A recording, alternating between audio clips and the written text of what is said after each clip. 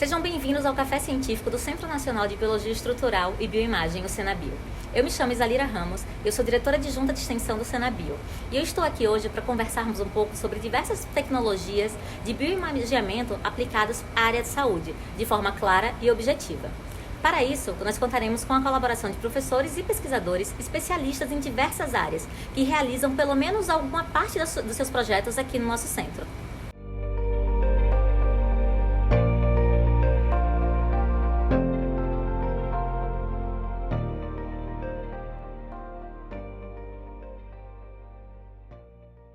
Sejam todos bem-vindos a mais uma edição do Café Científico do Senabio. Hoje nós temos uma edição especial em homenagem aos 70 anos do professor Wanderley de Souza. Professor, seja bem-vindo, muito obrigada por ter aceito o nosso convite. O professor Wanderley é médico, é professor titular do Instituto de Biofísica Carlos Chagas Filho, da UFRJ, e pesquisador do Senabio. É chefe do Laboratório de Ultraestrutura Celular Herta Mayer e foi secretário executivo do Ministério da Ciência, Tecnologia e Inovação, MCTI, e secretário de Ciência e Tecnologia do Estado do Rio de Janeiro, quando criou o Centro de Educação Superior à Distância do Estado do Rio de Janeiro, o CEDERJ, que deu origem à Universidade Aberta do Brasil. Ele foi também diretor do Instituto Nacional de Metrologia, Qualidade e Tecnologia, o INMETRO, vice-diretor e diretor do Instituto de Biofísica Carlos Chagas Filho e primeiro reitor da Universidade Estadual do Norte Fluminense, Darcy Ribeiro, a UENF, além de ser inspirador da Universidade Estadual da Zona Oeste, a UESO.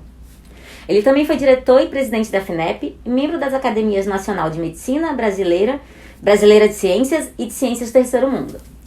Mais uma vez, seja bem-vindo, professor. E a nossa primeira pergunta, a gente queria que o senhor falasse um pouquinho pra gente como começou a sua carreira científica. Olha, a minha carreira, começando um pouco antes, quando eu fazia o curso científico, na época, você terminava o ginásio e tinha que optar se queria uma carreira científica ou uma carreira mais de letras e ciências sociais. Aí era um clássico. Aí eu fui para o científico. No científico eu gostei muito do lado de laboratório. Naquela época eu estudava no Colégio Central da Bahia e os cursos de biologia, física e química eram essencialmente práticos. A teoria era dada dentro da sala de aulas práticas. Então era muito estimulante e ali eu comecei a me interessar pelas questões de ciência e sobretudo na área biológica. E falei, é isso que eu quero. E fui procurar um professor importante na época da Faculdade de Medicina da Bahia, o professor Zilton Andrade, e falei o que eu queria. Eu tinha o quê? 16 anos, por aí.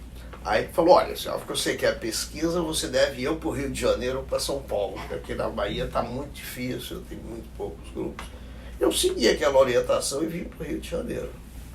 Entrei na Faculdade de Medicina e logo no primeiro ano, no primeiro trimestre, havia um curso de Biologia Celular, que integrava, estudo ainda na Praia Vermelha, esse curso integrava a biofísica, a bioquímica, e a histologia. Eram os 3 departamentos juntos que davam esse curso, novamente, um curso essencialmente prático. Nós fazíamos fracionamento celular, portanto tinha que aprender tudo a parte de ultracentrifugação, tudo dentro da aula prática, caracterização das frações, e aquilo me despertou um interesse muito grande pela parte celular. E aí eu logo procurei o laboratório da doutora Herta Mayer, que é o que dá o nome a esse laboratório que eu dirijo, que foi minha orientadora de iniciação científica, de mestrado e de doutorado o tempo todo. E assim começou a minha carreira, quer dizer, já no segundo ano do curso de medicina, eu já estava publicando meu primeiro artigo, né? E tem um artigo que me marcou muito, que foi algo que eu mesmo pensei em fazer e fiz, mostrei para a minha orientadora, ela adorou, ficou encantada, chamou do professor Carlos Chagas, mostrou, o Chagas ficou interessado e fez uma apresentação disso na Academia de Ciências de Paris. E quando eu fui publicar, eu obviamente botei o nome de Dona Herta, ela falou, não, é o seu nome sozinho, foi você que fez tudo. Eu só corrigi o artigo, né? Então tem um dos primeiros artigos meus, sou eu sozinho. Então aquilo me marcou muito. Que interessante. A atitude da dona Herta. E foi assim que eu segui mestrado, doutorado, tudo nessa... Que interessante. Nesse lado. Muito bom saber essas coisas. E, professor, falando um pouquinho da UENF, o senhor pode contar pra gente como foi ser o primeiro reitor dessa universidade?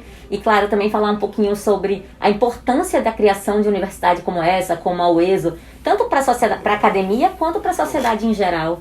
Olha bem, eu era diretor do Estúdio de Biofísica, né? Nessa época, quando eu recebi um telefonema do então senador Darcy Ribeiro, me chamando para uma conversa.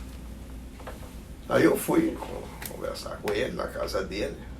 Falei, eu sei que você está muito ocupado no Instituto de Biofísica, mas eu recebi uma incumbência do Brizola de criar uma nova universidade. E eu queria uma universidade de pesquisa, uma universidade onde pesquisa fosse o carro-chefe. O ensino é secundário, a pesquisa é que é o ponto primário. Tanto que eu não quero nem ensino de graduação, é para começar com pós-graduação. Aqui se ensina porque se pesquisa. Exatamente, então pós-graduação enquanto.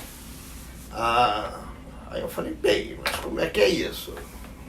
Aí ele falou que era em campus, deu todas as ideias que ele tinha, e tinha outras pessoas na área biológica, ele já tinha contactado o professor Antônio Cordeiro, que é um nome muito importante, participou com ele da criação da Universidade de Brasília, foi professor aqui do Instituto de Biologia da Genética, praticamente recriou a genética aqui na UFRJ. Aí eu falei, olha, vamos começar a pensar nisso. E começamos a discutir o projeto, né? Então eu continuava diretor da Biofísica, duas vezes por semana, ia lá para o escritório dele, discutíamos e fomos elaborando a questão do projeto. Porque não é fácil, você tem que criar toda a documentação, toda a filosofia da universidade, isso tem que ser aprovado no Conselho Estadual de Educação, então era muita papelada. A burocracia é muito grande. Muita burocracia, até o momento em que se decidiu que realmente ia fazer. E aí vem toda a questão de onde fazer, em que lugar, escolher o espaço, escolher o projeto. E aí eu fui para campus com o Darcy, com o Oscar Niemeyer, que foi escolhido como arquiteto que iria projetar, que eram muito amigos. E ali ficamos circulando pela cidade, lá encontramos várias opções de lugares, e até que fixamos em um na beira do rio. E aí o Oscar projetou as coisas, aí tínhamos muitas reuniões com o Oscar para discutir como aproveitar o CIEP para transformar em laboratório de pesquisa, porque aquilo era rápido, estava se fazendo muito CIEP, portanto, poderia-se em 6 meses ter prédios inteiros prontos. Normalmente leva 4, 5 anos um prédio. E aí houve um momento em que temos que começar. Aí eu estava no meio do meu mandato como diretor do Instituto, aí fui conversar com o professor Carlos Chagas. Falei, professor Chagas, olha, eu estou aqui numa dúvida danada, porque eu estou participando dessa iniciativa e agora o Darcy quer que eu vá para campus para começar as atividades e ser o primeiro reitor da universidade, procurar seleção de professores, que deu um trabalho muito grande, porque todos os professores tinham que ser doutores. Já que era uma universidade de pesquisa. E não existia muitos doutores dispostos a ir para campus. E mesmo jovens doutores, não tinha. Não é como hoje, que tu abre um concurso e aparece 200 candidatos. Em qualquer lugar do Brasil, do mundo. Então, não tinha, a gente tinha que sair catando. Aí eu falei, agora eu vou ter que sair do Instituto. Ele, não, a causa é nobre. O Chagas foi muito... Eu achei que ele ia, não, você tem que continuar aqui. Ele falou, não, acho que você deve aceitar, é uma iniciativa boa. Tá? E aí eu fui para campus com a família. Fiquei lá alguns anos e foi um trabalho de seleção de professores das várias áreas. Eu tive que viajar, fui na Rússia buscar gente, lá em Cuba, tinha um centro de biotecnologia fantástico.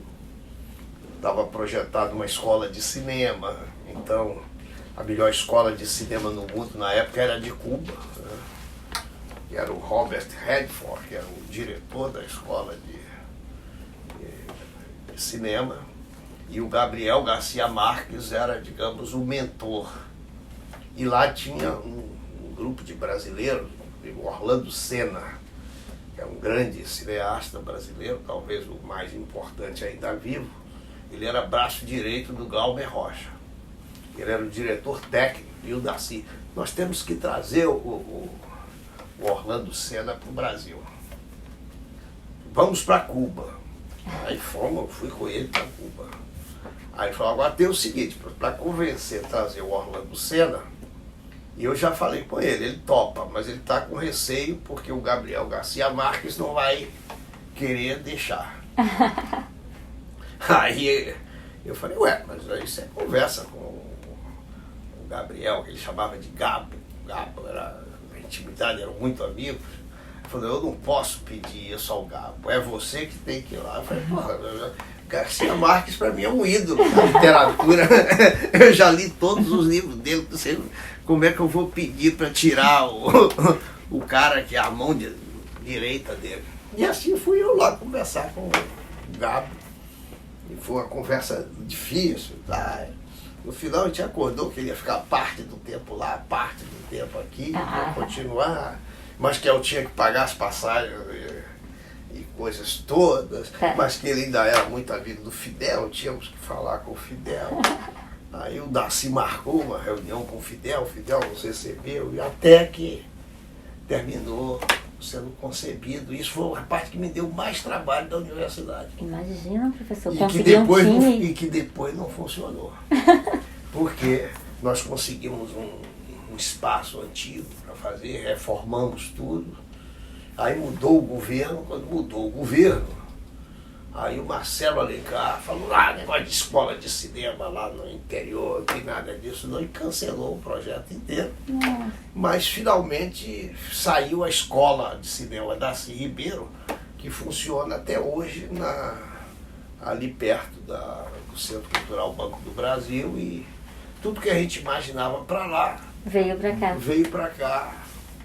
E funcionou. O Rui Guerra, o Cacá Dieg são professores. Ainda é a principal escola de cinema não convencional. Só que a gente queria fazer uma acadêmica, aquela não é acadêmica, mas tem uma na UF, que o Nelson Pereira dos Santos organizou e que funciona até hoje, que gradua as pessoas em cinema. Mas são poucas as escolas de cinema no Brasil. Infelizmente, é verdade. Eu imagino o trabalho que o senhor teve para conseguir reunir todo esse time, mas também deve gerar um orgulho muito grande. Nós chegamos a selecionar os professores, era cinema e música, então apareceram várias pessoas interessadas, né?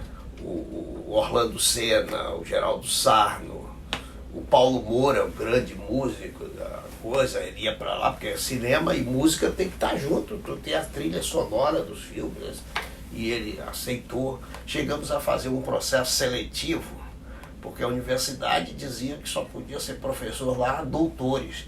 Nenhum desses tinha doutorado de nada, você vê? Então tinha que ser um doutorado por notório saber.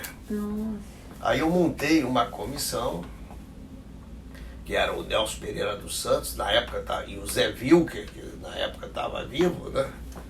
Faleceu mais recentemente. Eles foram para campo selecionar, entrevistar os candidatos, e tudo por notório saber. Então estava tudo armado, mas não funcionou, terminou não dando certo. Mas a universidade se consolidou muito bem.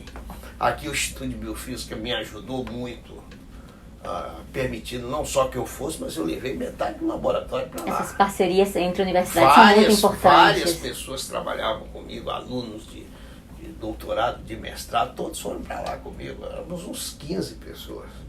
O professor Wolfgang, da área de ciências ambientais, também colocou as pessoas dele para lá. Então teve ajuda. O Jorge Guimarães conversou também lá com a gente. Depois ele teve que sair. mas a bioquímica nos deu grande apoio e assim a universidade se consolidou, é hoje uma das melhores universidades do país. Se você fizer, não em grandes números, porque ela é pequena.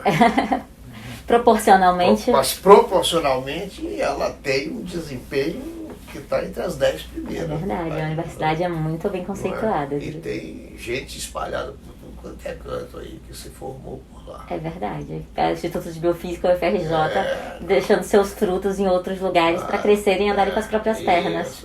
Então foi uma experiência muito boa. Eu vivi e tenho colaboração com gente lá do meu grupo, ficou o Renato da Mata, que está por lá direto.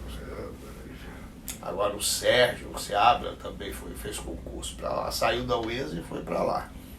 Então a universidade está bem. Que bom, que muito bom ver vários professores.